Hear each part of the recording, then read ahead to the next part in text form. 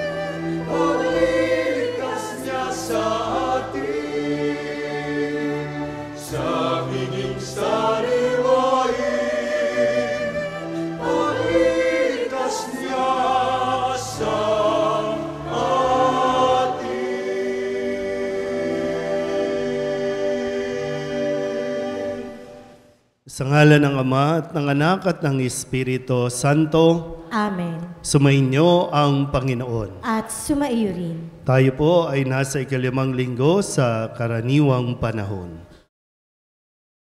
Mga kapatid, aminin natin ang ating mga kasalanan upang tayo'y maging marapat gumanap sa banal na pagdiriwang. Inaamin ko sa makapangyarihang Diyos at sa inyo mga kapatid, na lubha akong nagkasala sa isip, salita at sa gawa, at sa aking pagkukulang. Kaya isinasamo ko sa mahal na Birhen Maria, sa lahat ng mga anghel at mga banal, at sa inyo mga kapatid, na ako'y panalangin sa Panginoong ating Diyos. Hawaan tayo ng makapangyarihang Diyos, patawarin tayo sa ating mga kasalanan, at patnubayan tayo sa buhay na walang hanggan. Amen.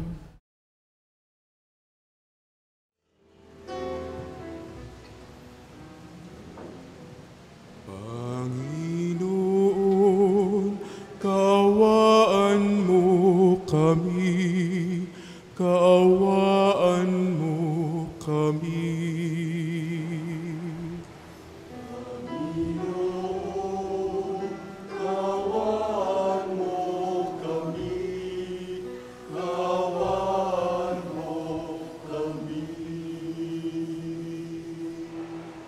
Kristo, kaawaan mo kami, kaawaan mo kami.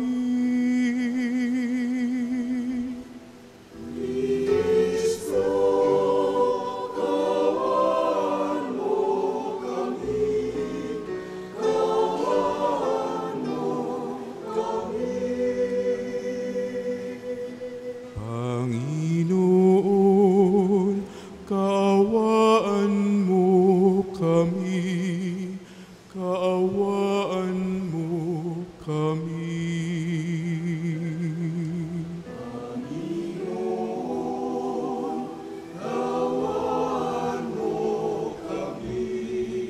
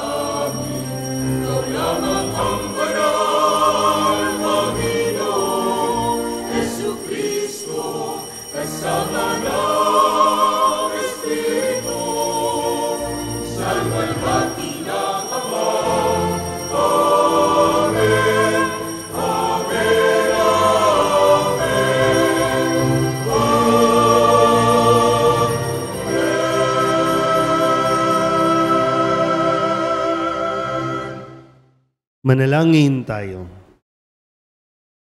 Ama naming makapangyarihan, lagi mong lingapin at patnubayan kaming mga kabilang sa iyong angkan. Sa tanging pag-asa naming ikaw ang nagbibigay, kami tangkilikin mo at laging subaybayan sa pamamagitan ni Jesucristo, kasama ng Espiritu Santo, magpasawalang hanggan. Amen. Umupo ang lahat. Sa pagsasalaysay ni Job sa hirap na kanyang sinapit, na ilalarawan din niya ang pinagdaraanang hirap ng tao. Sa salmong tugunan, ipinahayag ang paglingap at pagliligtas ng Diyos sa atin. Pagbasa mula sa aklat ni Job.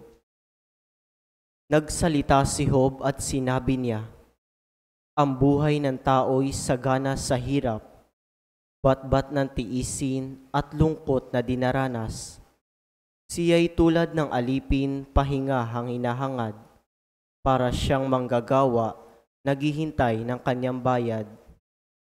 Maraming buwan na ang lumipas, walang layon ang buhay ko, at tuwing sasapit ang gabi, ay nagmimigati ako. Ang gabi ay matagal, wari wala ng umaga, di mapanatag sa higaan at palaging balisa.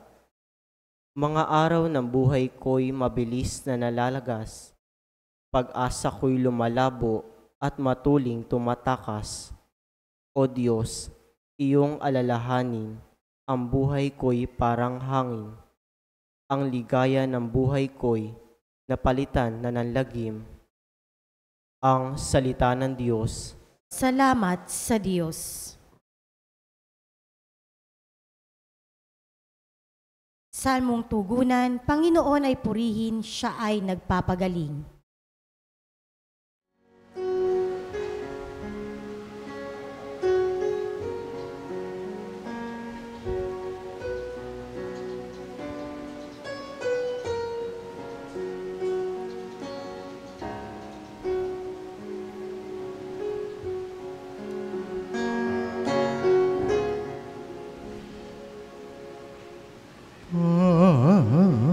Panginoon ay purihin,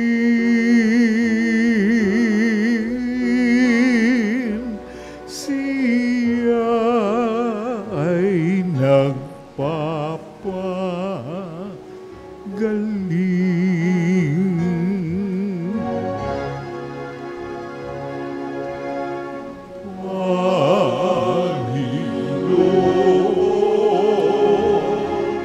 Ay purihin,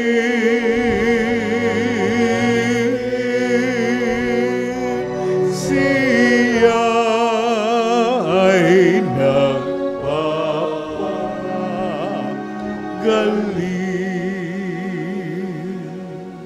Purihin ang Panginoon, o kay buti ng umawit at magpuri sa ating Diyos. Ang magpuri sa Kanya'y tunay na kalulugod.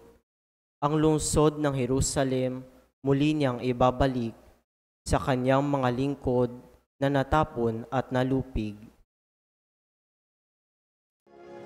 Panginoon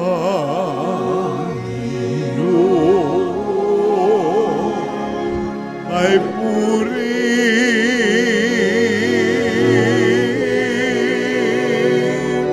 siya ay nagpapagaling.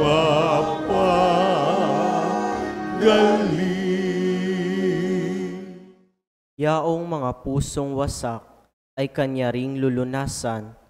Ang natamo nilang sugat, agad-agad tatapalan.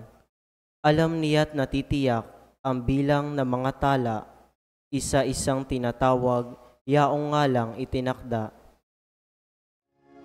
Panginoon ay purihin,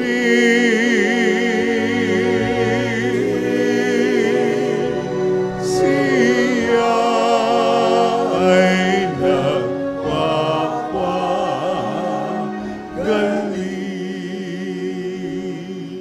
Panginoon ating Diyos ay dakila at malakas. Ang taglay niyang karunungan walang makasusukat. Yaong mapagkumbabay siya niyang itataas, ngunit yaong mapaghambog sa lupa ay ibabagsak. Panginoon ay purihin,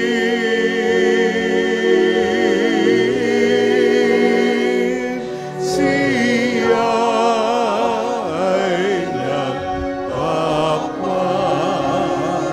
Panginoon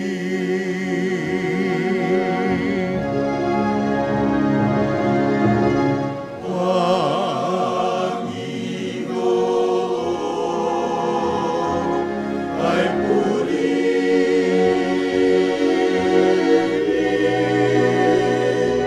siya ay nagpapagaling.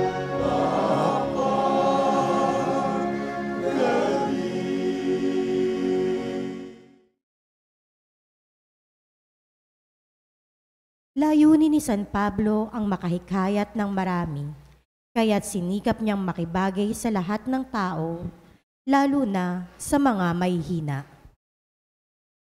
Pagbasa mula sa unang sulat ni Apostol San Pablo sa mga taga-Korinto. Mga kapatid, hindi ngayo't nangangaral ako ng mabuti sa ay maaari na akong magmalaki.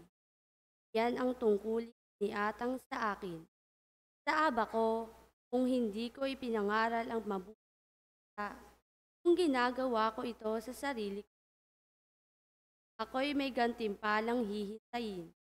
Ngunit ginagawa ko ito ang pagtupad sa tungkol sapagkat ito'y ipinagkatiwala sa akin. Ano ngayon ang aking gantimpala? Ang maipangaral ko na walang bayad, ang mabuting balita at ang di ako pagkuha ng nauukol sa akin ng tagapangaral. Malaya ako at di inuman, ngunit napaalin ako sa lahat upang makahikayat ako ng lalong marami. Sa piling ng mahihina, ako'y naging gaya ng mahihina upang mahikayat ko siya. Ako'y nakibagay sa lahat ng tao upang ang ilanman lamang ay maligtas ko kahit sa anong paraan. Nagawa ko ang lahat ng ito alang-alang sa mabuting balita upang makabahagi ako sa mga pagpapala nito. Ang salita ng Diyos. Salamat sa Diyos. Tumayo ang lahat.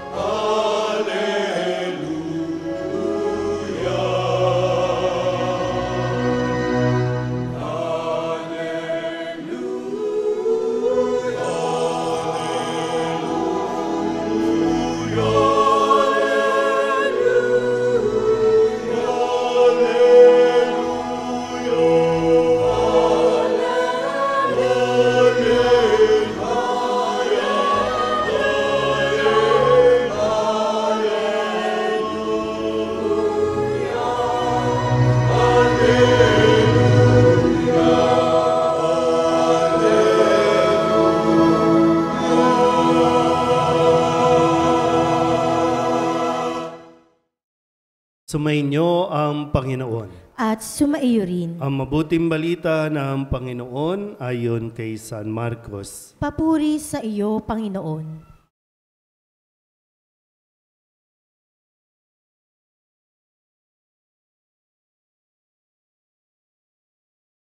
Noong panahong iyon mula sa sinagoga, si Jesus ay nagtuloy sa bahay ni Andres at Simon.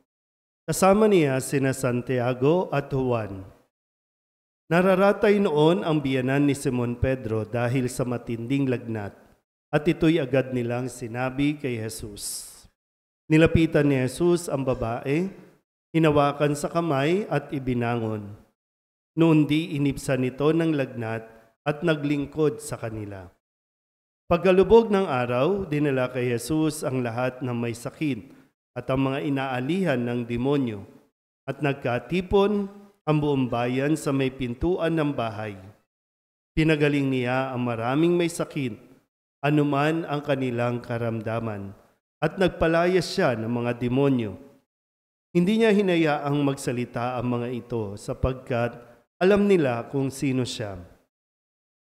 Madaling araw pa'y bumangon na si Jesus at nagtungo sa isang ilang na puok at nanalangin. Hinanap siya ni Simon at ng kanyang mga kasama. Nang siya'y matagpuan, sinabi nila, "Hinahanap po kayo ng lahat." Ngunit sinabi ni Jesus, "Kailangang pumunta rin naman tayo sa mga kalapit bayan upang makapangaral ako roon. Ito ang dahilan ng pag-alis ko sa Capernaum." At nilibot niya ang buong Galilea na nangangaral sa mga sinagoga at nagpapalayas ng mga demonyo. Ang mabuting balita ng Panginoon. Pinupuri ka namin, Panginoong Hesukristo. Isang mapagpalang umaga po sa inyong lahat. Maligayang pagdating po sa ating mga bisita mula pa sa ibang lugar, mula sa ibang bayan, sa ating parokya, ang parokya ng Nuestra Señora de la Soledad, dito po sa Camba, sa Divisoria. Isang realidad ng buhay ng isang tao ang atin pong mapagninilayan sa linggong ito. Isang karanasan na halos lahat. Hindi ko alam kung meron ba kayong kakilala, meron bang tao na hindi pa nagkakasakit. Pero halos lahat, sa tingin ko, ay umaabot sa punto na either nilalagnat ka o sadyang nagkakasakit tayo ng malubha. Sa ayaw natin at hindi talaga natin gusto na magkasakit. Kasi mahirap magkasakit. Sabihin nyo nga sa katabi ninyo, ingatan mo ang iyong sarili. Kailangan din natin talagang kinukonsider yung atin pong sarili at yung mga tao sa paligid natin dahil mahirap magkasakit. Pero bakit nga ba tayo nagkakasakit? Minsan, kailangan natin isipin mabuti, na nagkasakit ba tayo dahil isa ito sa panggising ng Diyos na, magpahinga ka naman, tao ka lang, may katawan ka, mapapagod din yan. Huwag mong tapusin lahat sa isang araw, lahat ng gawain kasi babagsak ka. Yung kagustuhan mo na tumulong, makatulong sa mga umaasa sa iyo, kaya umaga, ginagawa mong gabi, gabi ginagawa mong umaga, kulang pa, kung pwede nga lang dagdagan pa ng isang araw, ang 7 linggo gagawin mo para lamang kumayod, kumita ng malaki, lalo na yung mga nasa abroad na makapagpadala ng sustento o ng pera sa mga umaasa sa iyo. Tandaan mo, kung yun ang pananaw natin, may umaasa sa iyo, lalo tigit kailangan mong ingatan ang iyong sarili. Hindi natin sinasabing huwag tayong magsipag, kundi wag din natin i-deprive yung sarili natin ng tamang pahinga. Kasi tayo din ang makakawawa. Kung maraming umaasa sa atin, pag nagkasakit ka, wala ka rin minsan, wala kang ibang aasahan. Kaya mas kawawa ka. Ito yung mga realidad ng buhay. Yung magkasakit. Hirap magkasakit. Pag nagkasakit tayo, halos lahat ng pinaghirapan mo, pinundar mo, mauuwi sa lahat. O sa wala. Mauubos at mauubos. Pagpasok po nga lang ng ospital lalo na kung private, papatak na agad ang metro. Hihiga ka pa, bayad ulit. Bawat pagpasok ng nurse, ng doktor, bayad. Mahirap. Kaya imbis na gumaling, lalong nagkakasakit kasi dapat mawala yung stress pero habang tinuturukan ka, magkano na naman kaya ito? Kaya imbis na mapabilis yung paggaling, lalong tumatagal ang pagkakasakit. Sabihin nyo nga ulit sa katabi ninyo, ingatan mo ang iyong sarili.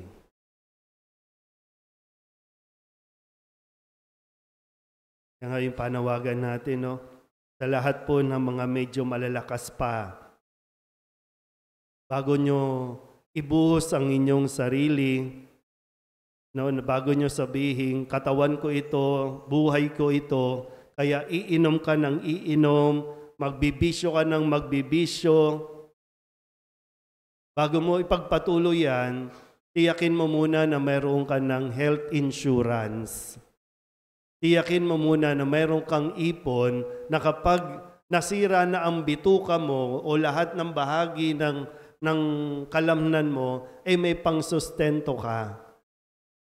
Kasi mahirap din para sa mga tao sa paligid mo na mag-aalaga sa iyo, gagastos din sa iyo. Bagamat, responsibilidad natin ang bawat isa. At hindi natin hindi dapat pabayaan. Pero kailangan natin ikinukonsider din. Kapag malakas, matigas ang ulo. Pag nagkasakit na, sasabihin, kawawa, pinababayaan. Sino ba talaga ang nagpabaya? Yung mga tao sa paligid o ikaw mismo pinabayaan mo?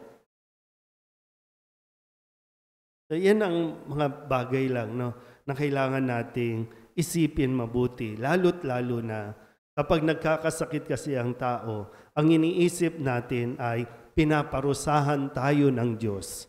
Na matapos kang magpakasasa, no, sa bisyo, matapos kang magpakalunod sa trabaho, pag nagkasakit, ang sasabihin natin, pinaparusahan tayo ng Diyos.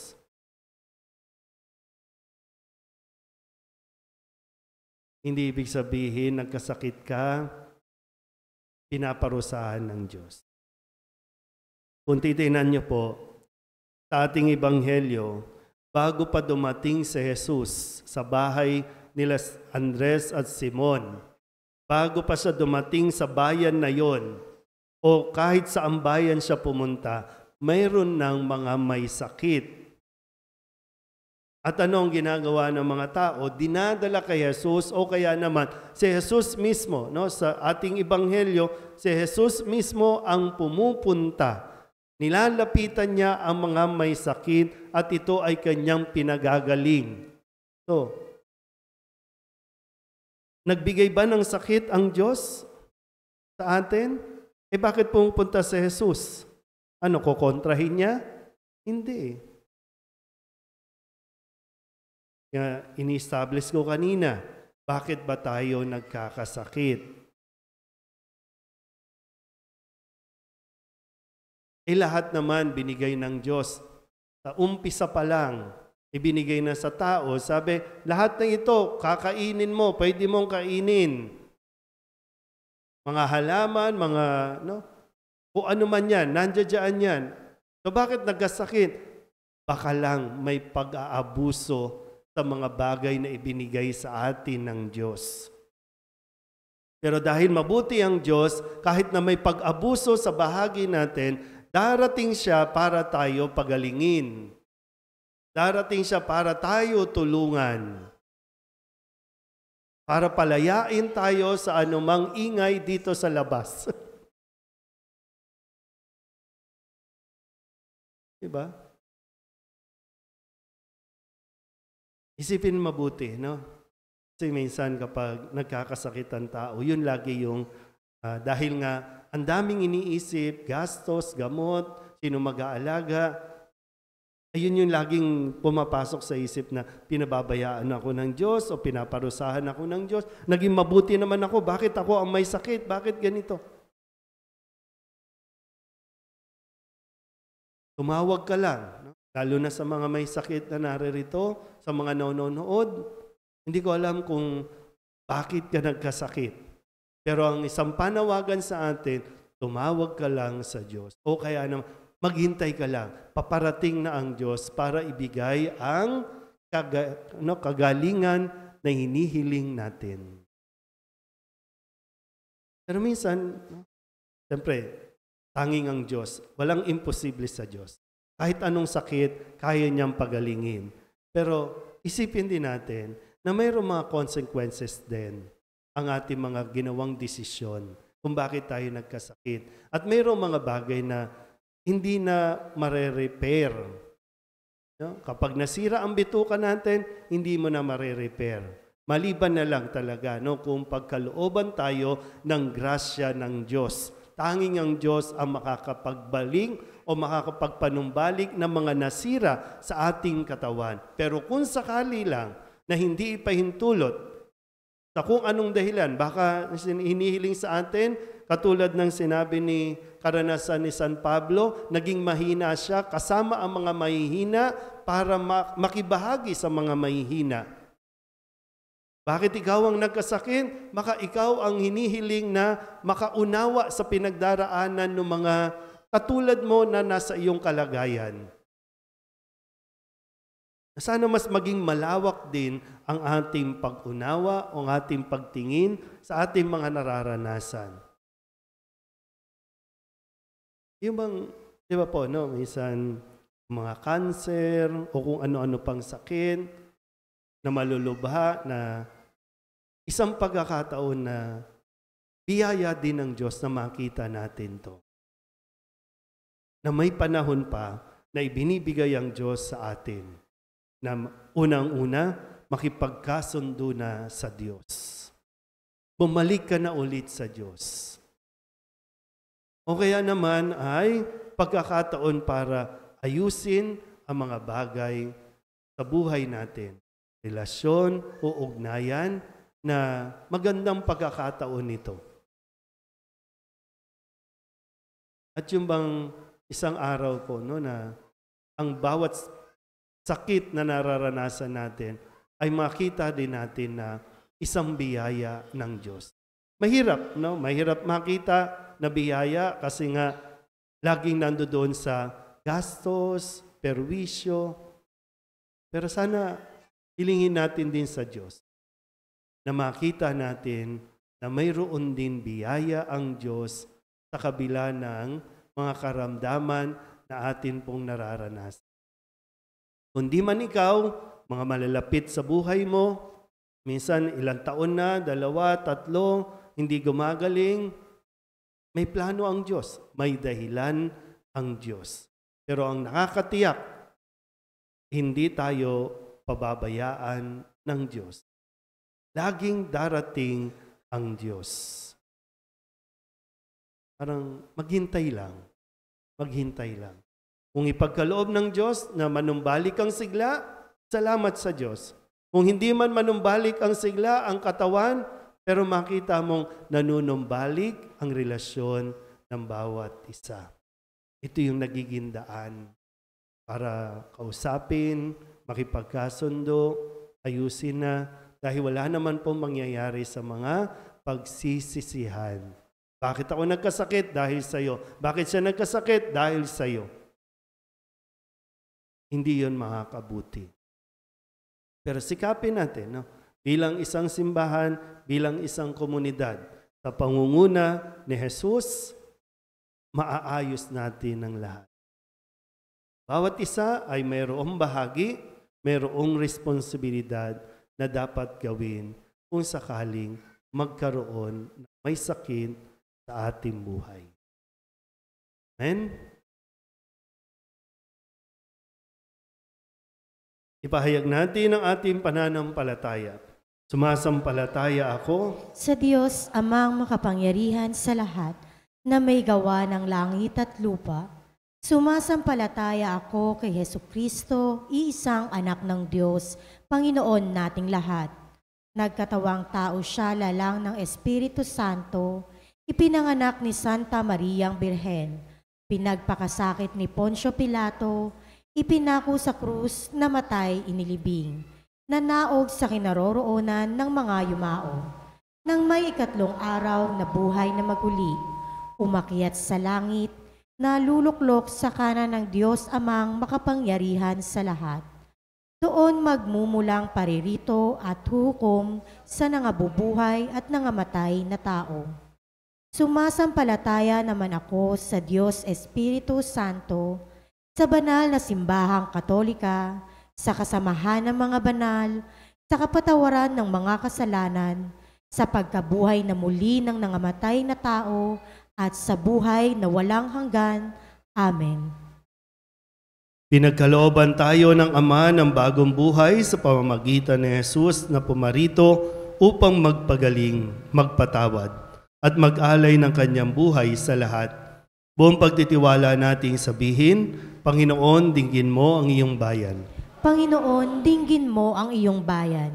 Manatiling tapat nawa ang Santo Papa, mga obispo, mga pari at mga diakono sa pagtataguyod ng Ebanghelyo at paghahatid ng paghihilom sa mga komunidad na nawasak ng mga karahasan.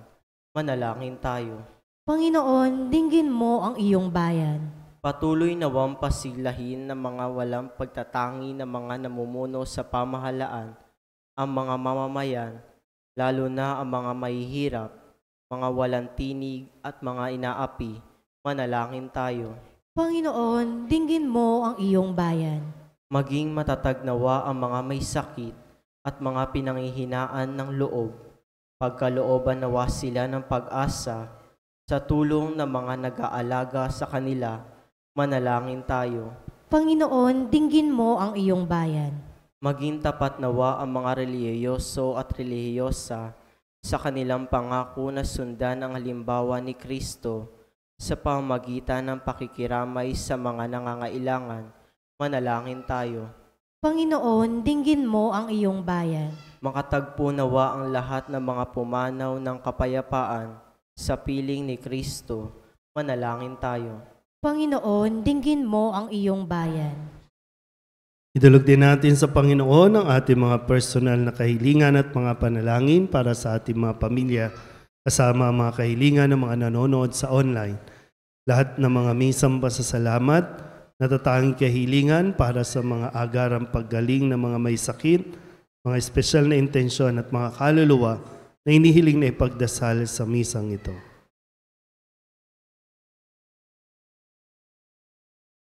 Ang lahat ng ito hinihiling namin sa ngalan ni Kristo, aming Panginoon. Amen.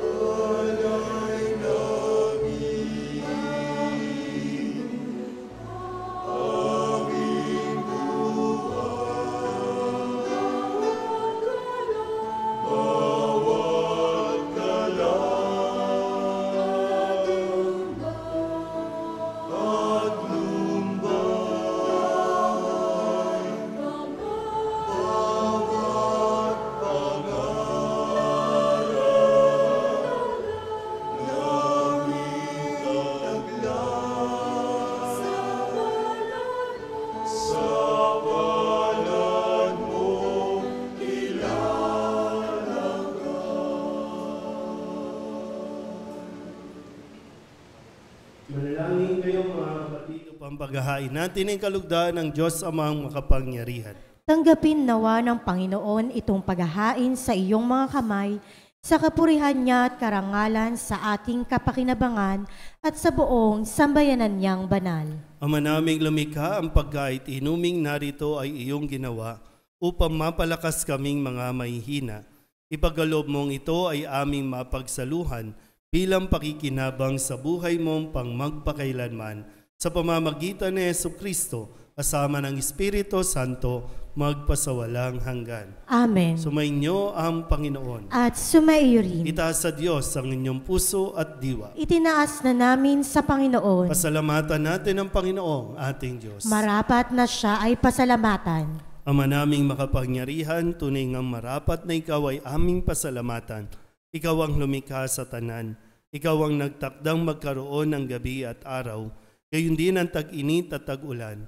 Ikaw ang humubog sa tao bilang iyong kawangis na mapagkakatiwalaang mga siwa sa daigdig. Ikaw ngayoy pinaglilingkuran sa pagganap sa pananagutan ng iyong pinagtitiwalaan sa pamamagitan ng anak mong mahal. Kaya kaysa ng mga anghel ang sisiawin ng papuri sa iyo na walang humpay sa kalangitan, kami nagbubunyi sa iyong kadakilaan.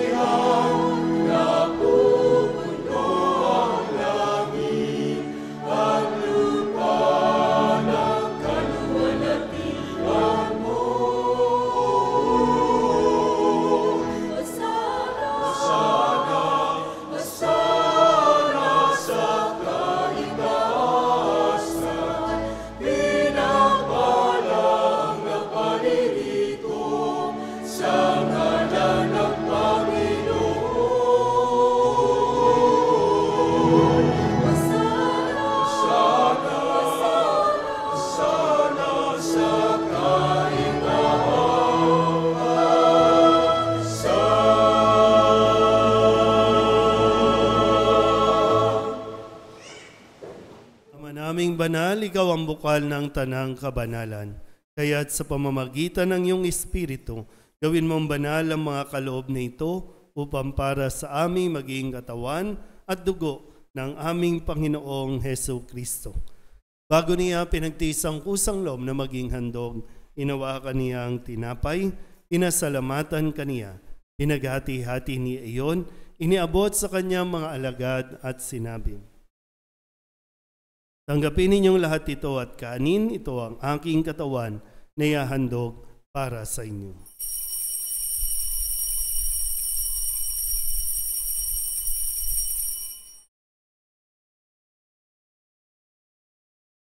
Gayun din naman, nung matapos ang hapunan, hinawakan niya ang kalis, muli kaniyang pinasalamatan. Iniabot niya ang kalis sa kanyang mga alagad at sinabi, tanggapin ninyong lahat ito at inumin. Ito ang kalis ng aking dugo, ng bago at walang hanggang tipan. Ang aking dugo na ibubuhos para sa inyo at para sa lahat sa pagpapatawad ng mga kasalanan. Gawin ninyo ito sa pag-alaala sa akin.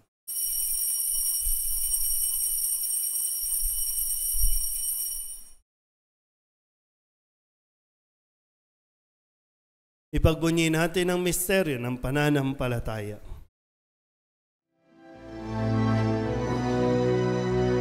Sa krus mo at pagkabuhay, kami natubos mong tunay. O Jesus, kami mahal, niligtas mo kami tanan. O Jesus, kami mahal, ngayon at magpakailan.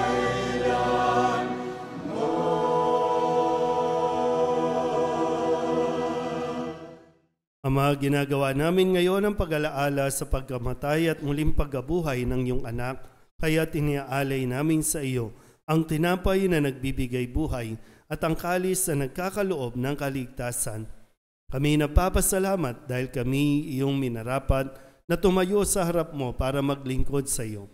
Isinasamo namin kami magsasalo-salo sa katawan at dugo ni Kristo ay mabuklod sa pagkakaisa sa pamamagitan ng Espiritu Santo. Ama, lingapin mo ang iyong simbahang laganap sa buong daigdig. Puspusin mo kami sa pag-ibig kaysa ni Francisco na aming Papa at ni Jose na aming Obispo at ng Tanang Kaparian.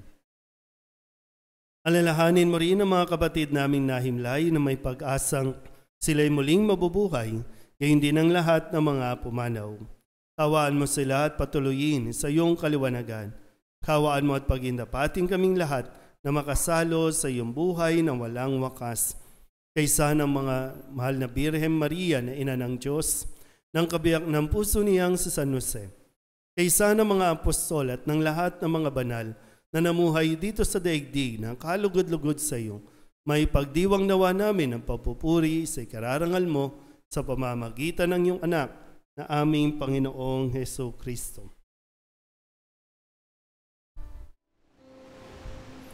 Sa pamamagitan ni Kristo, kasama niya at sa Kanya,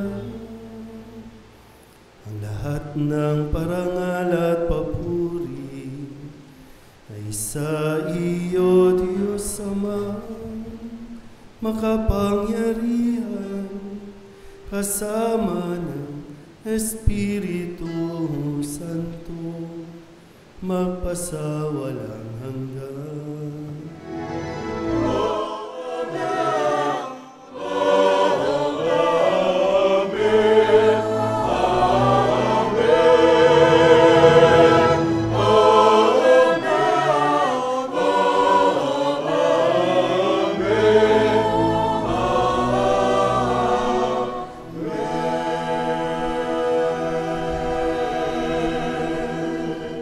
Tagubilin ng mga nakagagaling na utos at turo ni Jesus sa Panginoon natin at Diyos, pahayag natin ang lakas loob.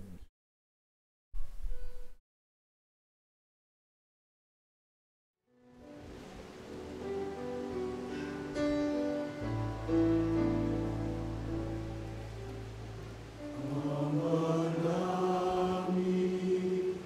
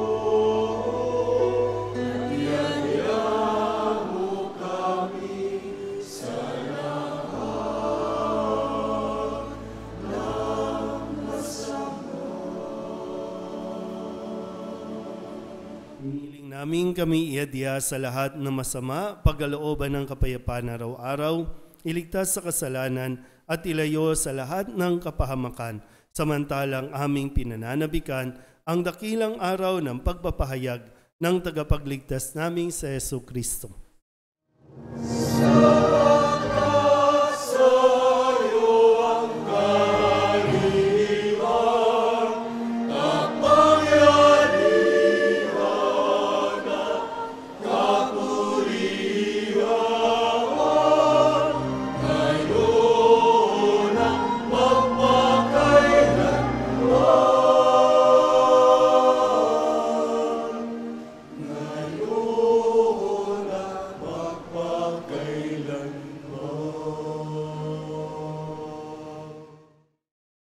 Panginoong Heso Kristo, sinabi mo sa iyong mga apostol, kapayapaan ang iniiwan ko sa inyo, ang aking kapayapaan ang binibigay ko sa inyo.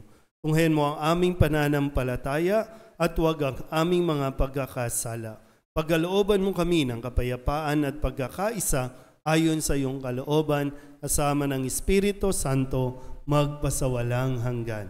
Amen. Ang kapayapaan ng Panginoon ay laging sumainyo. At sumaiyo rin. Mabigayan po tayo ng kapayapaan sa isa't isa.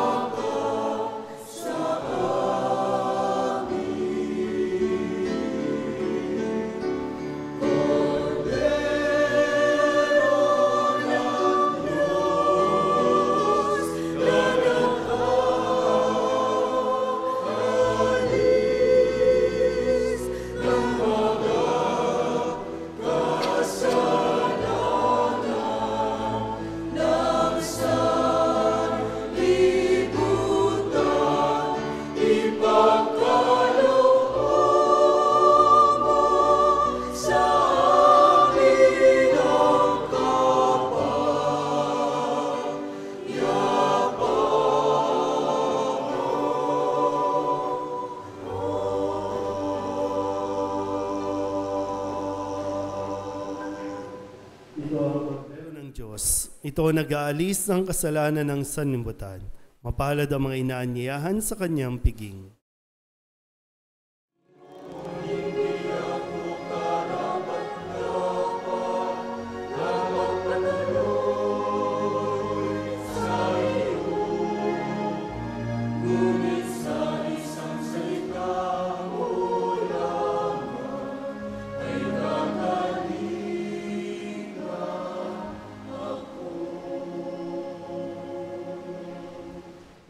Kristo. Amen.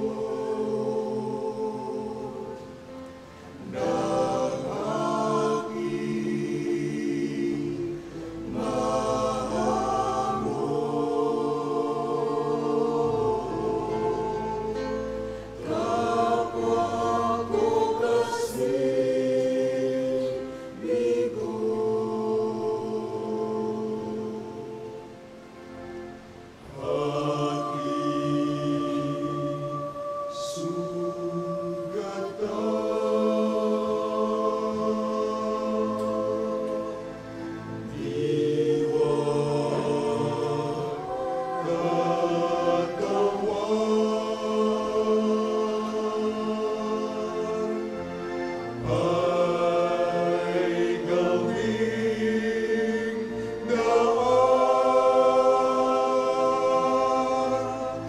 ng iyong kaligtasan.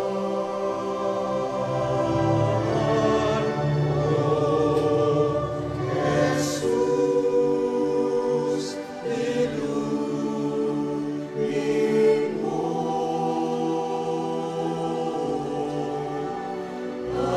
aking sabatang puso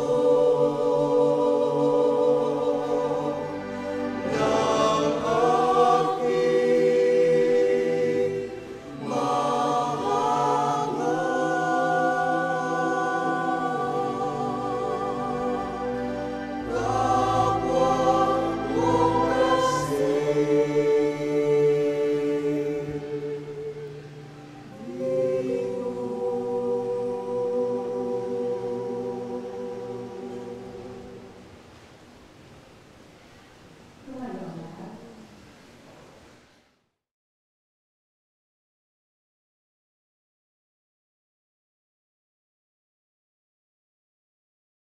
Manalangin tayo.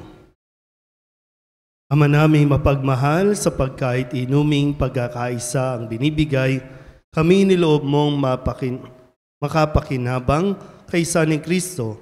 Kami naway makapamuhay upang makapamungan ng may kagalakan para sa kapakanan ng aming kapwa-tao sa sanlibutan sa pamamagitan niya kasama ng Espiritu Santo magpasawalang hanggan. Amen. Umupo ang lahat.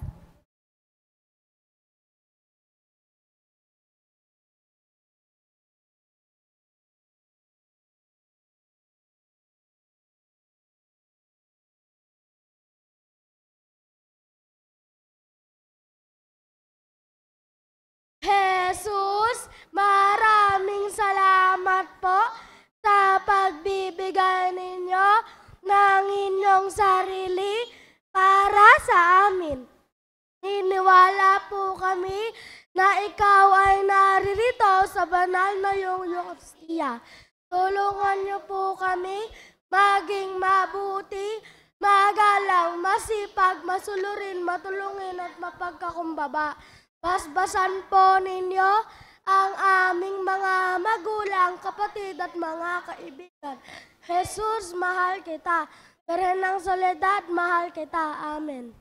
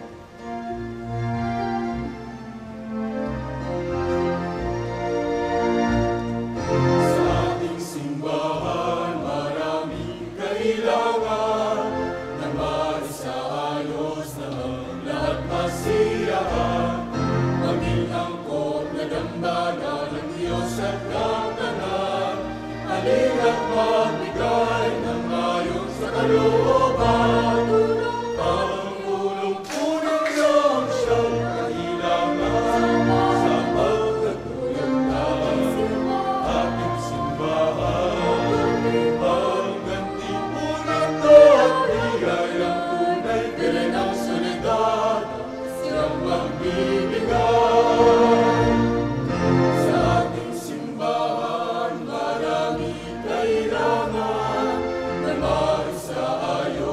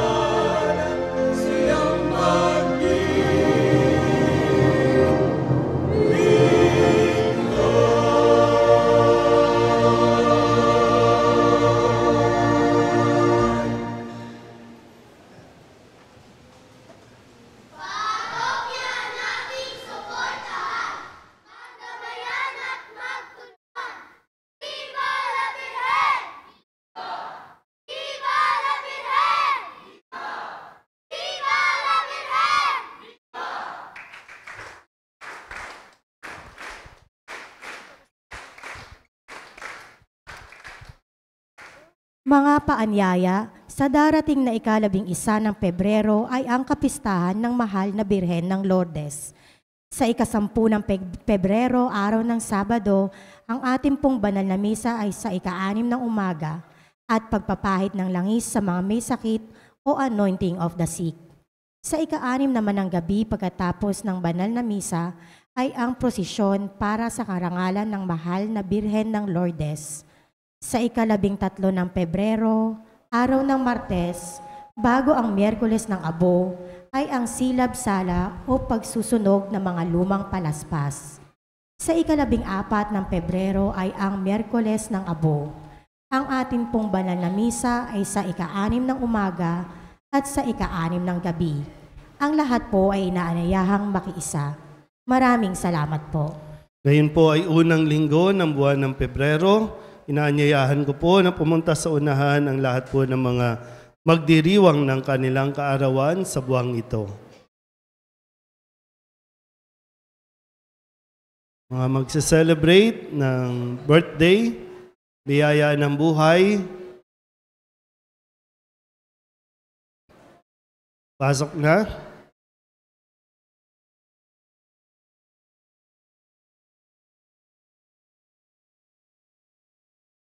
Ana? Pagdasal natin ang ating mga kapatid na nagdiwang ng kanilang kaarawan sa buwang ito. Diyos ng sangnilikha, napupuri at nagpapasalamat kami sa iyo para sa handog mong buhay. Dinggin mo ang panalangin ng mga kapatid naming ito na gumugunita ng kanilang kaarawan sa buwang ito at nagagalak sa mga handog mong buhay at pag-ibig, pamilya at kaibigan. Pagpalain mo sila sa pamamagitan ng iyong patuloy na pananahan sa kanila at kupkupin mo sila sa iyong pagmamahal upang matamasa nila ang darating na mga masayang taon. Lahat na ito naway maging kalugod-lugod sa iyo. Inihiling namin ito sa pamamagitan ng Kristong aming Panginoon. Amen.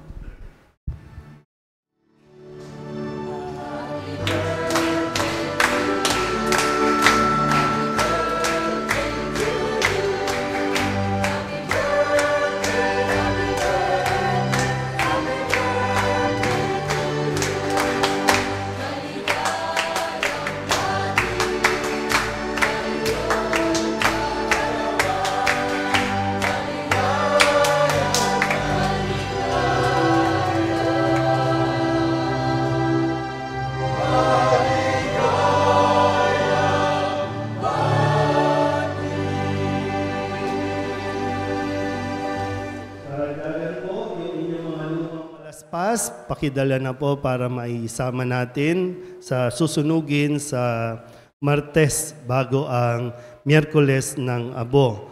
Ang Ash Wednesday ay February 14. Yan, so sabay po yung pagdiriwang ng Araw ng Mga Puso. No? Celebrate ng Valentine's Day. Hindi pa kayo kasal. Kaya sana po ay mabigyan natin ng pansin, no, na sa February 14, pwede kayong mag-date na ng February 13 o kaya naman February 15. Dahil sa February 14, bilang mga Katoliko, meron tayong kailangan i-observe. Fasting and abstinence. Fasting, babawas tayo ng kain hanggat maaari 1 meal lang sa buong maghapon. Yung abstinence, bawal po ang meat o karne sa Ash Wednesday. Kaya, di ba, kung magde-date kayo, so ano yung papakain mo? Lalabag ka kasi Valentine's Day. Maraming araw para kumain kayo ng mga kung ano-ano, pero sa Ash Wednesday, lalo na kung magpapalagay ka ng abo sa noo, tiyakin mo na kaya mong panindigan ito kahit sa isang araw man lamang. Ha? So February 14 ay hindi lang basta araw ng mga puso, kundi ito ay araw na dapat nating italaga ang ating mga puso sa Panginoon. Kaya abstinence and fasting po dyan. So muli, no, yung mga lumang palaspas, pakidala na po dito sa ating simbahan. At simula din po ngayon, nais ko lang po, no, kasi yung mga nakalipas na taon ay hindi po na-acknowledge yung mga bumibisita po sa atin dito sa komunidad natin. Lalong-lalo na yung mga nanonood sa online, mga nasa ibang bansa, no. At nais ko po silang i-welcome simula po ngayon, no, kung may mga darating pong bisita. Ngayon po ay mayroon tayong nanonood mula sa Libya na bumisita po ngayon, ang pamilya po ni Miss Mary Ann Flores. So welcome po dito sa ating parokya.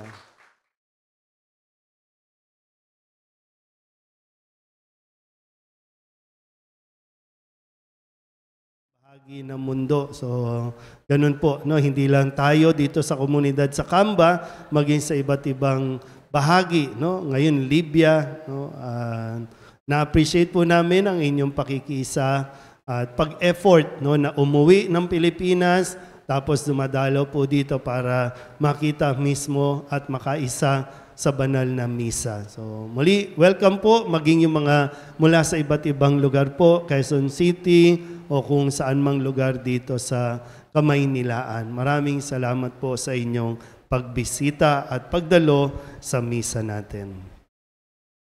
Ano pa ba? Ano pa? Wala na? Okay. Sa Sabado po, yung procession natin, pagkatapos ng 6 p.m. na misa, sana din po simula din sa Sabado, sa tuwing may procession ay magsuot po ng belo.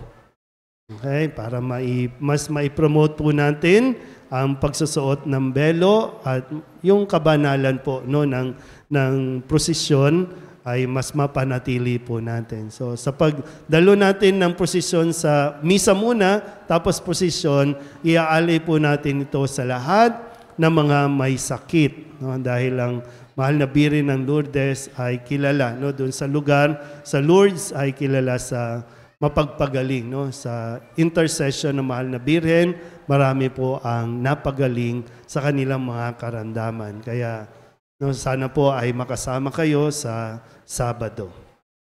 Magsitayo na po ang lahat.